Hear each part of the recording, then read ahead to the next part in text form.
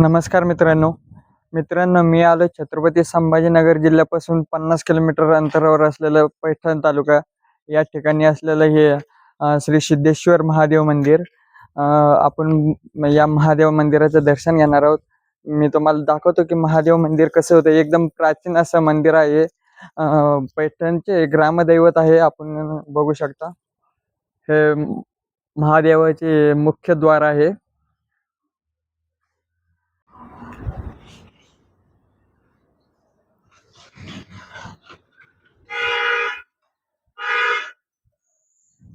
आतमध्ये आल्याच्या नंतर गोदावरी काठी असलेलं हे मंदिर. मंदिरात जाण्यासाठी आपल्याला पायऱ्या उतरून खाली जावे लागते.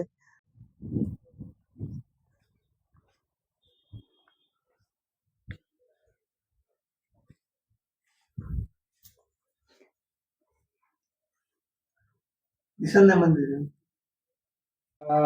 भगवान शंकरांचं असं दर्शन होत नाहीये. मित्रांनो, तुम्हाला जे हे पाणी दिसतंय, या पाण्याच्या खाली महादेवाची पिंड आहे. बाजूलाच नदी असल्यामुळे खालून जो पाण्याचा पाझर पडतो, त्या पाझरामुळं पाणी खालून येतं वरती आणि हे जे पूर्ण गाभारा आहे तो भरला जातो पाण्याने. आणि हे जे पाईप लावला आहे याच जे पाणी आहे मंदिरातलं आतमधलं, ते पाणी या मोटरच्या साहाय्याने, या पाईपाच्या साहाय्याने बाहेर फेकलं जातं.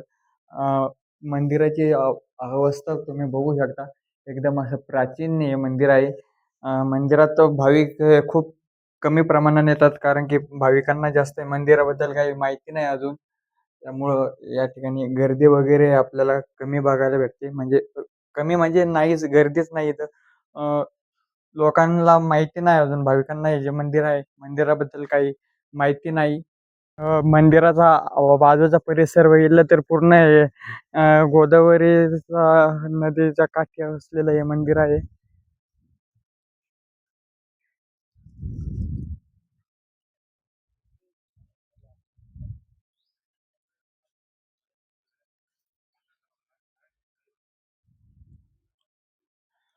गोदावरीला जेव्हा पाणी सोडलं जातं त्यावेळेस हे मंदिर जे आहे हे पूर्ण पाण्यात जातं. हे पाणी जे या साईडपर्यंत पाणी येत असतं, त्यामुळं मंदिर हे पूर्ण पाण्याखाली असतं हे मंदिर. मित्रांनो, तुम्हाला हे मंदिर माहिती होतं का?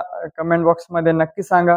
आणि असेच नवीन जर तुम्हाला तुमच्या माहितीनुसार असे प्राचीन मंदिरं असल्यास कमेंट बॉक्समध्ये नक्की सांगा, कारण आम्ही त्या मंदिरापर्यंत पोहोचू आणि ते मंदिर जे आहे तिथली माहिती पूर्णपणे काढू आणि लोकांपर्यंत, भाविकांपर्यंत ती माहिती पोहोचवण्याचा प्रयत्न आम्ही करू. तर असे मंदिरं जे तुमच्या पाहण्यात असेल तर ते सांगा आणि व्हिडिओला लाईक करा, शेअर करा.